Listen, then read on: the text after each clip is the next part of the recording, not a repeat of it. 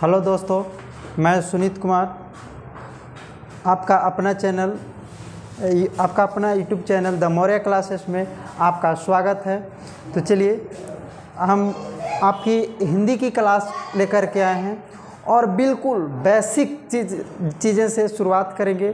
तो आइए हम लोग जानते हैं, सीखते हैं और इसी तरह से आपको डेली हिंदी ग्रामर में आपकी क्लास मिलेगी, तो आप लोग देखना ना भूलें। तो चलिए चलते हैं दोस्तों, आते हैं। आज की क्लास में हम लोग जानते हैं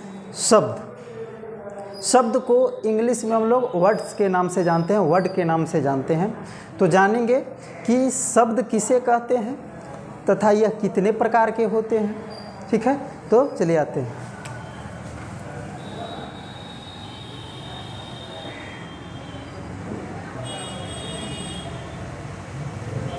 शब्द, तो सबसे पहले हम लोग शब्द के डिफिनेशन यानी परिभाषा को जानते हैं। ओके,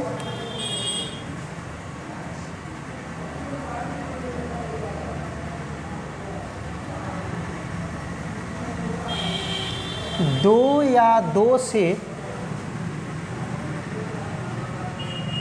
अधिक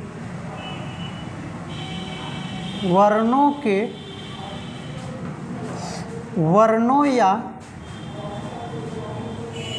अक्षरों के सार्थक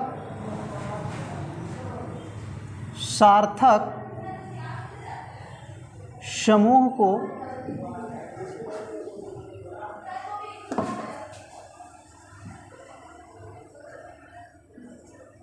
शब्द कहते हैं। दो या दो से अधिक वर्णों या अक्षरों के सार्थक समूह को शब्द कहते हैं। जैसे में देखते हैं,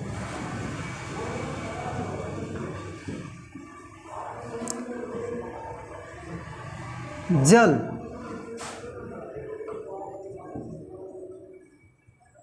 टेबल,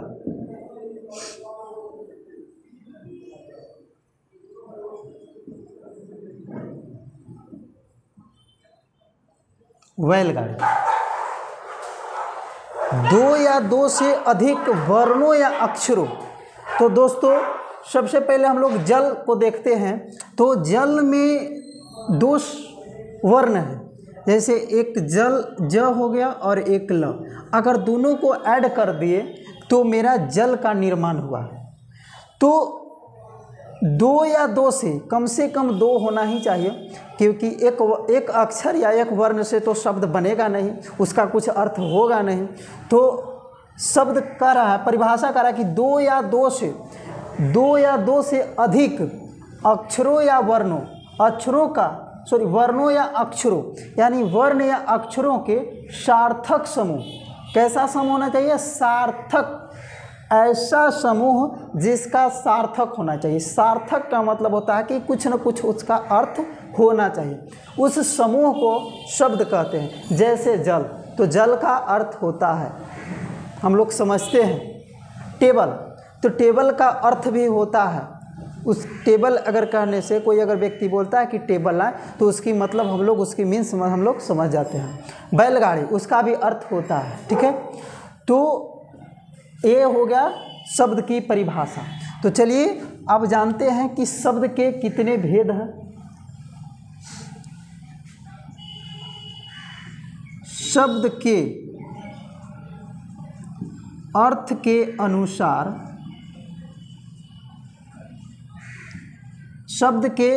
के अनुसार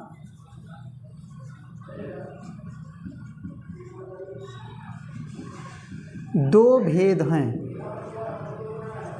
शब्द के अर्थ के अनुसार दो भेद हैं। कितने भेद हैं? दो भेद हैं। पहला,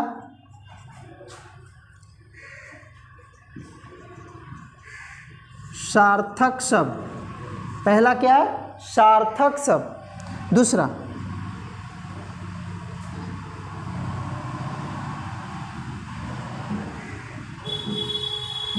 निरर्थक शब्द। दूसरा क्या है? निरर्थक शब्द। देखिए शब्द से ही इसकी डिफिनेशन के बारे में हमें पता चलता है। सार्थक शब्द वैसा शब्द जिसका कुछ न कुछ अर्थ होता हो, यानी जिसका अर्थ मतलब पक्का है कि उसका कुछ न कुछ अर्थ होगा ही होगा, उस शब्द को हम लोग सार्थक शब्द कहेंगे। निरर्थक, नी माने नहीं और अर्थक माने जिसका कोई अर्थ न हो, उसको हम लोग निरर्थक शब्द कहते हैं। तो चलिए आइए देखते हैं इसकी परिभाषा। सार्थक शब्द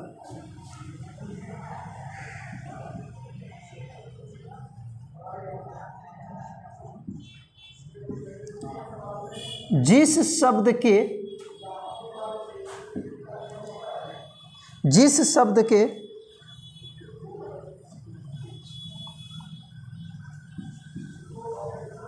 वैसा शब्द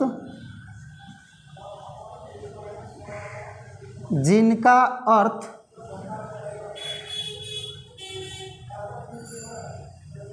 निश्चित हो उसे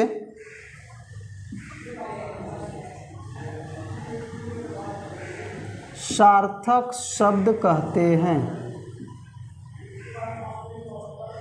वैसा शब्द जिनका अर्थ निश्चित होता है उसे सार्थक शब्द कहते हैं। जैसे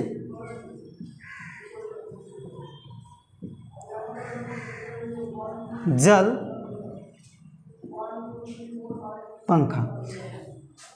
जल यानी उसका अर्थ हम लोग समझते हैं। अगर कोई व्यक्ति हमसे पूछता है जल, यहाँ जल काफ़ी है, तो जल के बारे में हमें पता चलता है कि यहाँ क्या चीज़ है।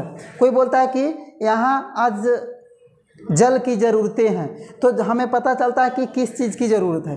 पंखा, तो इसका भी अर्थ हम लोग समझते हैं। यानी साफ शब्दों में हम कह सकते हैं कि वैसा शब्द जिसको हम लोग अर्थ समझ जाते हैं, आसानी से समझ जाते हैं, उस शब्द को हम लोग सार्थक शब्द के नाम से जानते हैं। अब अगला शब्द जो है, पहला तो क्लियर हो गया, अब अगला जो यानी सेकेंड्स जो है वो है निरर्थक शब्द। वैसा शब्द जिनका कोई अर्थ नहीं होता है उसे हम लोग निरर्थक शब्द कहते हैं। तो आइए डिफिनेशन जानते हैं इसका।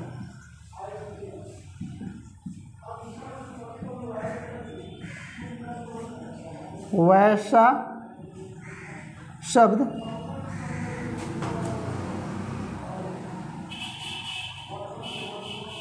जिनका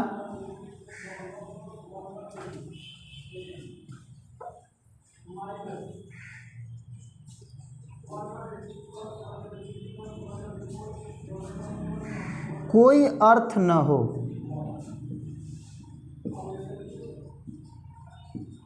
उसे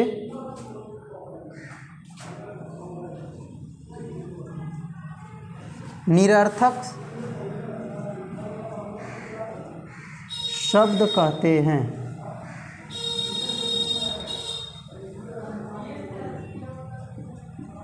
जैसे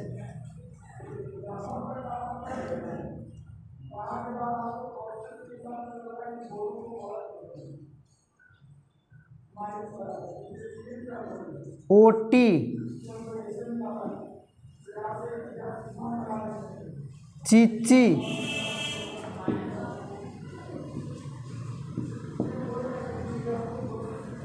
कांकों।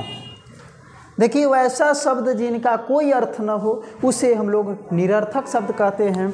जैसे में ओटी, ओटी से हम लोग को किसी शब्द के बारे में किसी चीज़ के बारे में हम लोग को पता नहीं चला कि ये क्या चीज़ है, यानी इसका कोई अर्थ नहीं है। चीची, चीची कहने का मतलब कि इसका कोई अर्थ नहीं हम लोग को मालूम है कि चीची का मतलब क्या होता है। ओके। काँव काँव, अगर मान लीजिए कि पक्षी मेरे छत पे बैठ के काँव काँव कर रही है या आपकी छत पर बैठ के काँव काँव कर रही है, तो हमें क्या मालूम क्यों क्या है, उसको भूख लगी है या प्यास लगा है, हमें मालूम है नहीं। यानी कहने का मतलब यह है कि काँव काँव का मतलब यानी इसका अर्थ जो होता है हम लोग नहीं समझ पाते हैं। यानी वैसा शब्द जिनका कोई अर्थ हम लोग नहीं समझ पाते हैं, वैसे शब्द को हम लोग निरर्थक शब्द के नाम से जानते हैं। चलिए ओके, तो चलिए हम लोग शब्द के अर्थ के एक बार फिर से हम रिपीट कर देते हैं। ओके।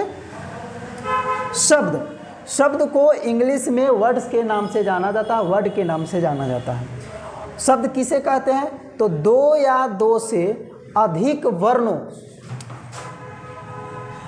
वर्णों या अक्षरों का सार्थक समूह को शब्द कहते हैं। दो या दो से अधिक वर्णों या अक्षरों के सार्थक समूह को शब्द कहते हैं।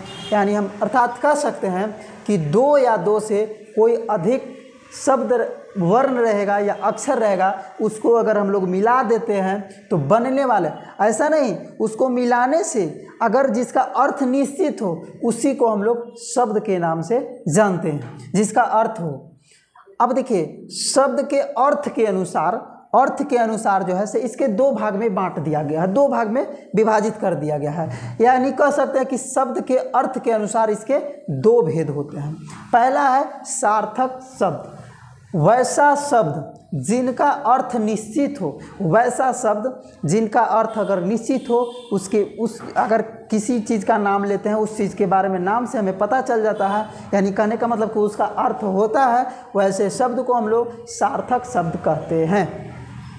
निरर्थक शब्द, वैसा शब्द जिनका कोई अर्थ न हो, यानी कोई अर्थ उसका निश्चित न हो, उस वैसे शब्द को हम लोग निरर्थक शब्द कहते हैं।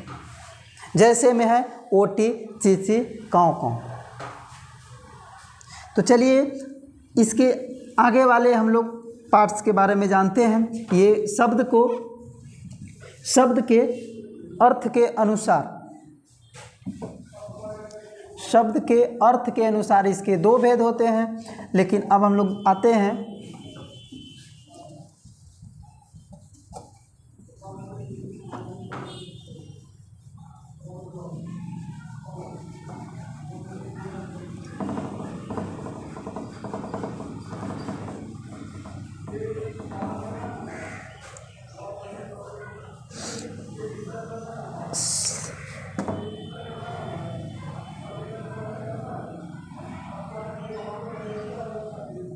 शब्द। अब देखिए, अर्थ के अनुसार इसके दो भेद होते हैं। अब हम लोग पढ़ते हैं शब्द के उत्पत्ति के अनुसार, शब्द के उत्पत्ति के अनुसार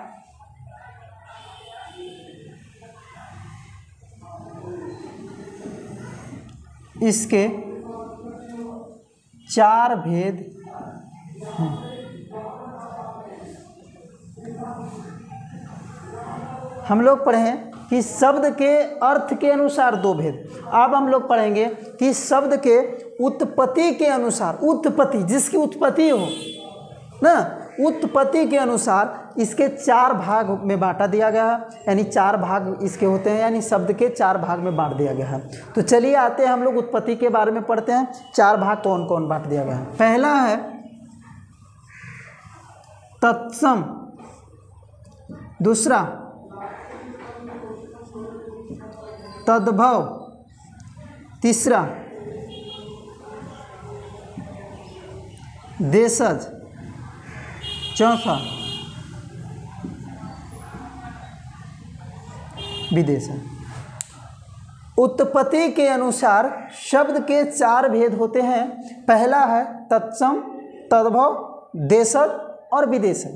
तो चलिए आइए इनके बारे में हम लोग बारी बारी से जानते हैं। सबसे पहले मैं बता देता हूँ कि तत्सम किसे कहते हैं, तद्भव किसे कहते हैं, देशज किसे कहते हैं और विदेशज किसे कहते हैं। तो तत्सम वैसे शब्द जिनका संस्कृत में और हिंदी में, यानी संस्कृत में जो जिसका संस्कृत में जिस शब्द का संस्कृत में बोलते हैं उसी शब्द का हूबहू अगर हिंदी शब्द में उच्चारण करते हैं तो वैसे शब्द को तत्सम शब्द के नाम से जानते हैं। फिर से एक बार, तत्सम शब्द वैसे शब्द जिनका संस्कृत में तथा हिंदी में दोनों में सेम ही शब्द का उच्चारण होता है, वैसे शब्द को तत्सम शब्द के नाम से जानते हैं। तद्भव वैसे शब्द जो संस्कृत के बिगड़े हुए रूप को प्रदर्शित करता है, उसी को हम लोग तद्भव के नाम से जानते हैं। अगला है देशज। देशज वैसी, देशज और विदेशज, देशज और विदेशज से हम लोग को पता चलता है कि देशज माने वैसी भाषा, वैसी शब्द जो अपनी देश की भाषा से ली गई हो, अपनी देश की भाषा में बोली जाए, उसी शब्द को हम लोग देशज शब्द कहते हैं ना। अगला है विदेशज। विदेशज वैसी शब्द जिनका उत्पत्ति यानी जिनका बोलचाल की भाषा में विदेशों के द्वारा हम लोग को लिए गए हैं, उस शब्द को विदेशज शब्द के नाम से जानते हैं। तो चलिए आते हैं बारी बारी से इस चीज़ को समझते हैं परिभाषा से और एग्जाम्पल से। तत्सम वैसा शब्द जिनका संस्कृत तथा हिंदी में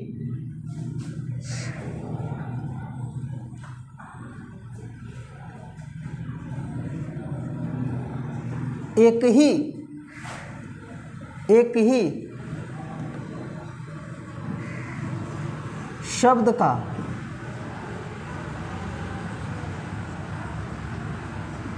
प्रयोग हो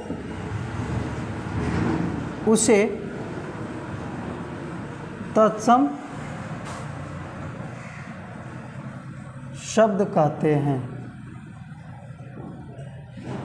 फिर से एक बार समझते हैं कि वैसा शब्द जिनका संस्कृत तथा हिंदी में एक ही शब्द का प्रयोग होता है, अर्थात कह सकते हैं कि संस्कृत में जो चीज़ हम संस्कृत में बोलेंगे उस चीज़ को हिंदी में भी वही नाम से हम लोग जानते हैं, तो वैसे शब्द को हम लोग तत्सम शब्द के नाम से जानते हैं। जैसे में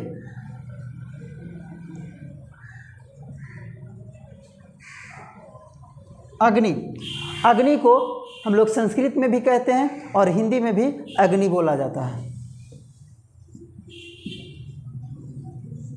पुस्तक, हिंदी में भी पुस्तक बोला जाता है और इसको संस्कृत में भी पुस्तक ही बोला जाता है। यानी कहने का मतलब कि वैसे शब्द जिनका प्रयोग संस्कृत और हिंदी में एक ही शब्द से डिनोट करते हैं, एक ही शब्द से सूचित करते हैं, एक ही शब्द से बोध करते हैं, वैसे शब्द को हम लोग तत्सम शब्द के नाम से जानते हैं। अगला है तद्भव।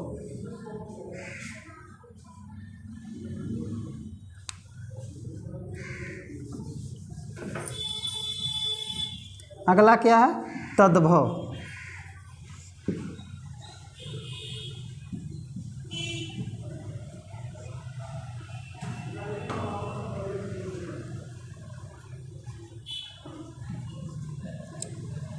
संस्कृत के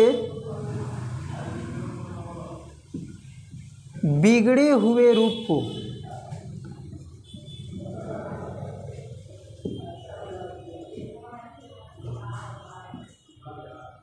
तद्भव कहते हैं। संस्कृत के बिगड़े हुए रूप को तद्भव कहते हैं। कहिएगा कि सर समझ में नहीं आया, कोई बात नहीं, आइए हम समझाते हैं इसको। संस्कृत के बिगड़े हुए रूप, ये क्या है बिगड़े हुए रूप? यानी संस्कृत के बिगड़े हुए रूप को तद्भव कहते हैं। जैसे से हम लोग को समझ में ज़्यादा आएगा तो हम लोग देखते हैं। यानी इसको ऐसे भी हम लोग कह सकते हैं कि संस्कृत में उसका अर्थ कुछ होगा और उसका हिंदी में उसका कुछ अलग अर्थ होगा, सॉरी अर्थ उसका शब्द जो है से अलग होगा, उस शब्द को हम लोग तद्भव के नाम से जानते हैं। जैसे अश्व, अश्व मीन्स होता है घोड़ा, तो घोड़ा को संस्कृत में अश्व बोला जाता है, लेकिन हिंदी में हम लोग घोड़ा के नाम से जानते हैं। यानी संस्कृत में इसका कुछ है और हिंदी में इसका कुछ और है, इसलिए हम लोग इस शब्द को तद्भव के नाम से जानते हैं। जैसे नृप, नृप मीन्स होता है राजा, यानी हिंदी में हम लोग राजा को राजा के नाम से जानते हैं, संस्कृत में नृप के नाम से जानते हैं। यानी कह सकते हैं कि ये संस्कृत का बिगड़ा हुआ रूप है। संस्कृत के बिगड़े हुए रूप को हम लोग तद्भव के नाम से जानते हैं। यानी अश्व हो गया, नृप हो गया ना, इसको अश्व के मतलब क्या होता है? घोड़ा। अश्व मीन्स घोड़ा, यानी ये जो हो गया तद्भव हो गया। और नृप माने क्या होता है? राजा। यानी ये आपका जो हो गया से तद्भव शब्द हो गया, यानी संस्कृत के बिगड़े हुए रूप को हम लोग तद्भव के नाम से जानते हैं। नेक्स्ट है देशज।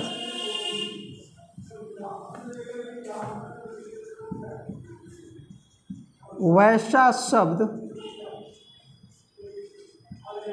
जो अपने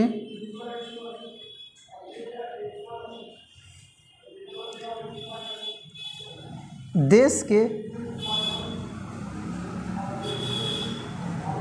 अंतर्गत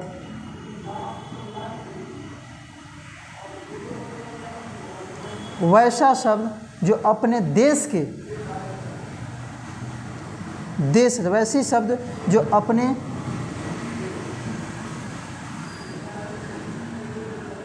देश की भाषा में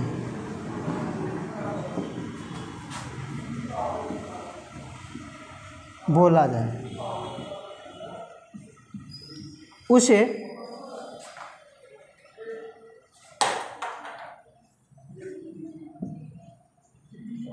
देशज शब्द कहते हैं। उसे देशज शब्द कहते हैं। जैसे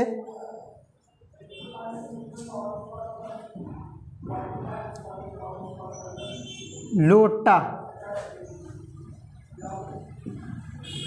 पगड़ी,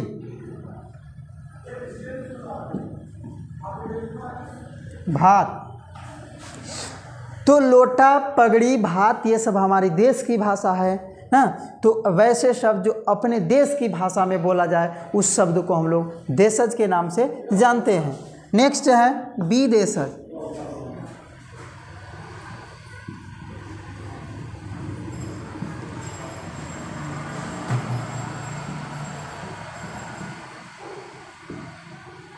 वैसा शब्द जो विदेश की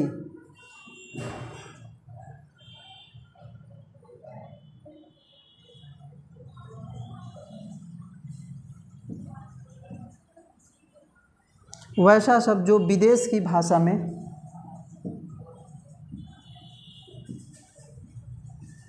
बोला जाए उसे विदेशज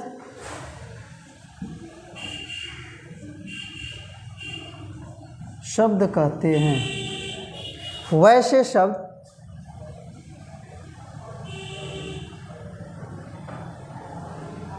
वैसा शब्द जो विदेश की भाषा में बोला जाए उसे विदेशज शब्द कहते हैं। जैसे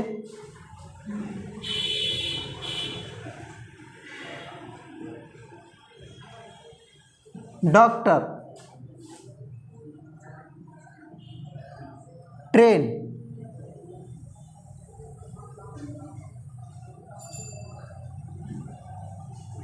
सर, यानी ये सब जो है हमारे देश की भाषा नहीं है बल्कि ये सब विदेश की भाषा है। हाँ, विदेशज भाषा है। डॉक्टर, ट्रेन, सर, इंजीनियर ये सब जो है सिर्फ विदेश की भाषा है ना। इसलिए इस शब्दों को हम लोग यूज करते हैं, लेकिन ये सब हमारी देशज भाषा नहीं है। डॉक्टर को हम लोग हमारी देश की भाषा क्या है तो चिकित्सक के नाम से जानते हैं, या इसको वैद्य बोला जाता था।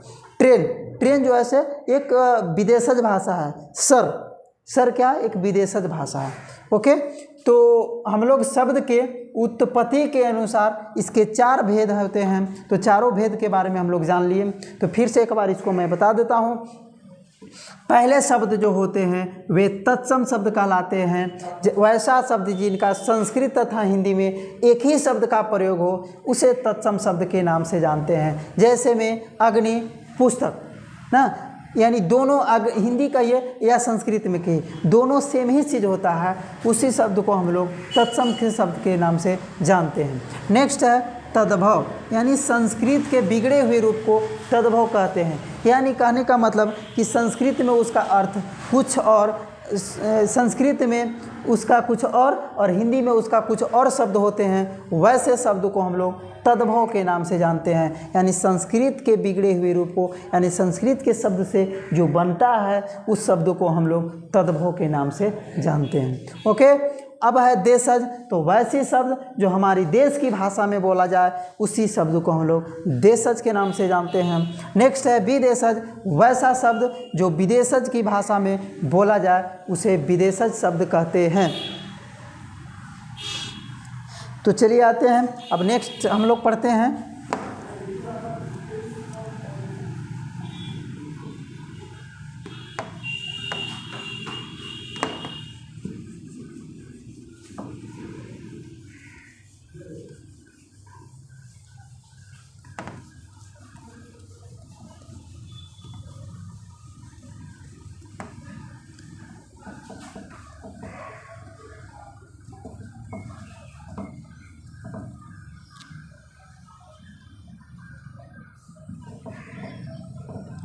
हाँ हेलो, क्लास में ही औरंगाबाद ना है, क्लास में छूट के बात ही करे आधा घंटा।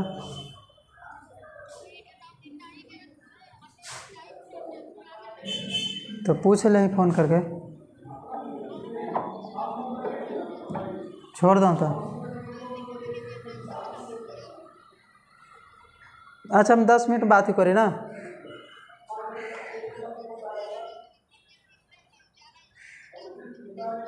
ठीक हो तो निकल, रुकना 10 मिनट में बात हुई, क्लास में ही होगी। तो आइए शब्द के अर्थ के अनुसार हम लोग जान लिए कि शब्द के अर्थ के अनुसार 2 भेद होते हैं, सार्थक शब्द और निरर्थक शब्द। शब्द के उत्पत्ति के अनुसार 4 भेद होते हैं, तत्सम, तद्भव, देशज, विदेशज। तो अगला हम लोग जानते हैं कि शब्द के बनावट या रचना के आधार पे 3 शब्द होते हैं। तो कौन कौन होते हैं उसके बारे में जानते हैं। शब्द के बनावट या रचना के आधार, शब्द के बनावट या रचना के आधार पर 3 भेद हैं। शब्द के रचना या बनावट के आधार पर 3 भेद होते हैं, यानी 3 भाग में बांट दिया गया है। कौन कौन है तो आइए जानते हैं। पहला रूढ़ शब्द।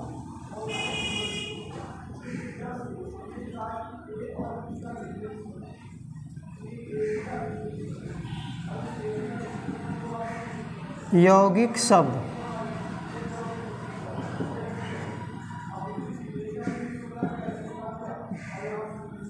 यौगरूढ़ शब्द। शब्द के रचना या बनावट के आधार पर 3 भाग में बांट दिया गया है। पहला है रूढ़ शब्द, दूसरा है यौगिक शब्द और तीसरा है यौगरूढ़ शब्द। तो आइए इसके बारे में बारी बारी से हम लोग जानकारी प्राप्त करते हैं। पहला क्या है, पहला है रूढ़ शब्द। पहला रूढ़ शब्द।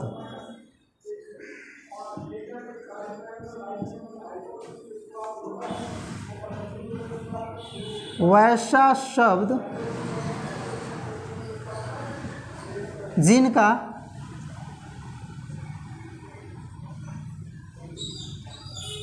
खंड या टुकड़ा करने पर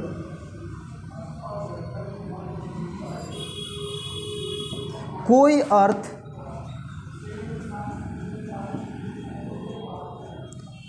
न निकले उसे रूढ़ शब्द कहते हैं। वैसा शब्द जिनका खंड या टुकड़ा करने पर, खंड माने क्या होता है कि बांटना, यानी उसको हम लोग बांट देंगे दो भाग में तो उसका कोई अर्थ न निकलता है। खंड या टुकड़ा ये दोनों का अर्थ एक ही होता है, खंड माने भी बांटना, टुकड़ा माने भी बांटना होता है ना। तो खंड या अगर टुकड़ा करेंगे तो उसका कोई अर्थ न निकले उसे हम लोग रूढ़ शब्द कहते हैं। जैसे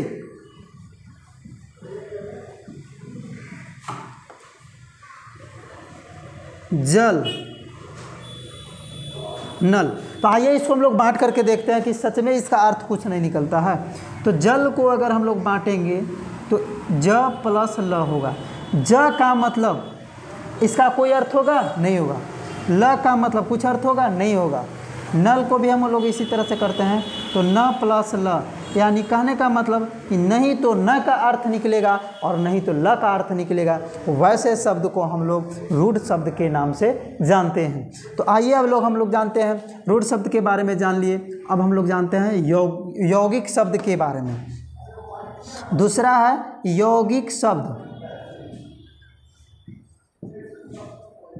यौगिक शब्द वैसा शब्द जिनका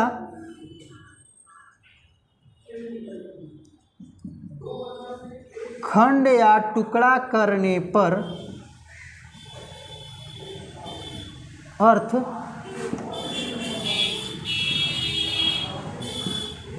निकलता हो उसे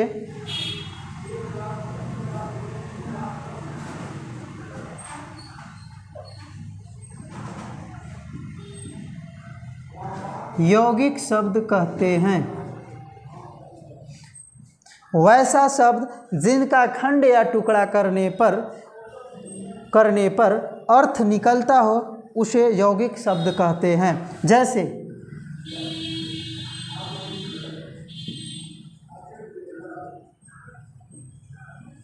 विद्यालय, जैसे विद्यालय। हेलो, हाँ हाँ, गुड मॉर्निंग। हाँ हाँ हो गया, हाँ कल से आइए। हम बता दें अभी थोड़ा क्लास में हम बात करते हैं आपसे ना। हाँ हाँ सब हैं, हाँ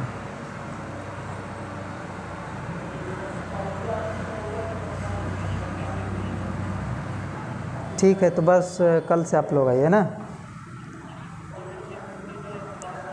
आएगा आएगा आएगा आएगा आएगा।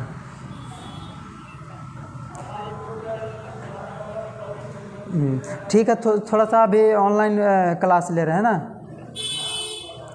हेलो, तो जैसे में विद्यालय, अगर इसको खंड या टुकड़ा करते हैं यानी दो भाग में बांटते हैं तो देखते हैं इसका, विद्यालय को अगर दो भाग में बांटते हैं तो विद्या प्लस आलय, यानी दोनों का अर्थ निकल रहा है। यानी इसके दो भाग में बांटने के बाद ये दोनों शब्द का जो है से अर्थ निश्चित रूप से निकल रहा है। तो वैसे शब्द को हम लोग यौगिक शब्द के नाम से जानते हैं। जैसे विद्या, विद्या के मतलब होता है ज्ञान, नॉलेज, और आलय में से होता है घर ना। वो जहाँ विद्या यानी जहाँ ज्ञान की घर हो उसी को हम लोग विद्यालय के नाम से जानते हैं। जैसे में एक एग्जाम्पल और ले लेते हैं, पाठशाला या महात्मा। तो इसको अगर खंड या टुकड़ा करते हैं यानी दो भागों में बांटते हैं तो महा जोड़ आत्मा होगा। तो महा मतलब होता है महान, जो सबसे महान हो, और आत्मा माने आत्मा ना, जिसकी आत्मा महान होती है उसी को हम लोग महात्मा के नाम से जानते हैं। यानी इसका भी दो भाग में बांटते हैं तो इसका दोनों शब्द का अर्थ जो है से निकलता है महा जोड़ आत्मा, यानी दोनों शब्द का कुछ न कुछ अर्थ निकलता है। इसी शब्द को हम लोग यौगिक शब्द के नाम से जानते हैं। चलिए, तो अब तीसरा शब्द जो है से यौगरूढ़ शब्द है ना। तो यौगरूढ़ शब्द किसे कहते हैं? तो वैसे शब्द जो अपनी विशेष अर्थ को छोड़कर, वैसे शब्द जो अपनी विशेष अर्थ को छोड़कर, अपनी अर्थ को छोड़कर एक विशेष अर्थ को ग्रहण करता है, वैसे शब्द को योगरूट शब्द के नाम से जानते हैं। तो चलिए आइए जानते हैं इसका डेफिनेशन।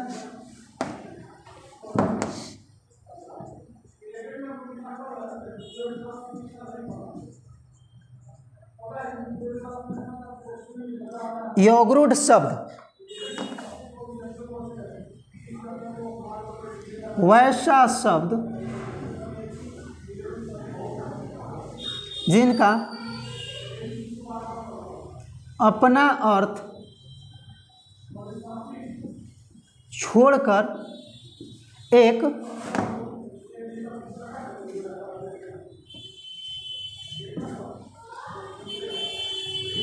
विशेष अर्थ को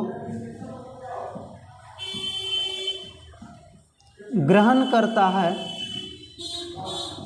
उसे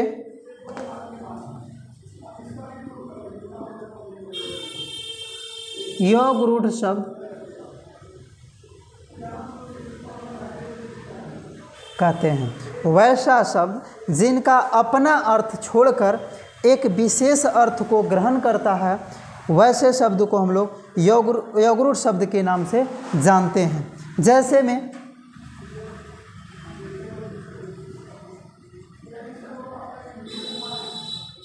लंबोदर, जैसे में क्या हो जाएगा, लंबोदर अर्थात लंबोदर, लंब माने लंबा, उदर माने पेट। लंबोदर को अगर हम संधि विच्छेद करते हैं तो लंब जोड़ उदर होगा, लंबोदर। तो लंब मन से लंबा, उदर माने पेट, यानी लंबा पेट, यानी इसका अर्थ जो होगा यह लंबा पेट, लेकिन अपने अर्थ को छोड़कर एक विशेष अर्थ को ग्रहण करता है। लंबोदर यानी लंबा, लंबोदर यानी गणेश इसका अर्थ होता है। क्या होता है? गणेश, यानी अपनी विशेष अर्थ को छोड़कर, अपनी अर्थ को छोड़कर एक विशेष अर्थ को ग्रहण करता है, उसी को हम लोग योगरूट शब्द के नाम से जानते हैं। जैसे में एक और एग्जांपल लेते हैं, दशानन। दशानन यानी 10 माने 10 और आनन माने भुजा, यानी दशानन यानी जिसके 10 भुजा हो। इसका शब्द यही अर्थ यही होगा कि जिसके 10 भुजा हो, लेकिन ये अपनी सामान्य अर्थ को छोड़कर एक विशेष अर्थ को ग्रहण करता है,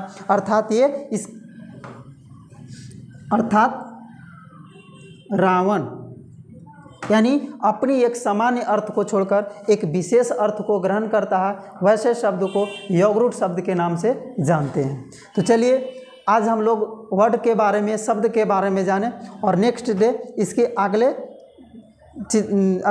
इसके आगे के बारे में हम लोग जानकारी प्राप्त करेंगे। आज बस इतना ही। Thank you.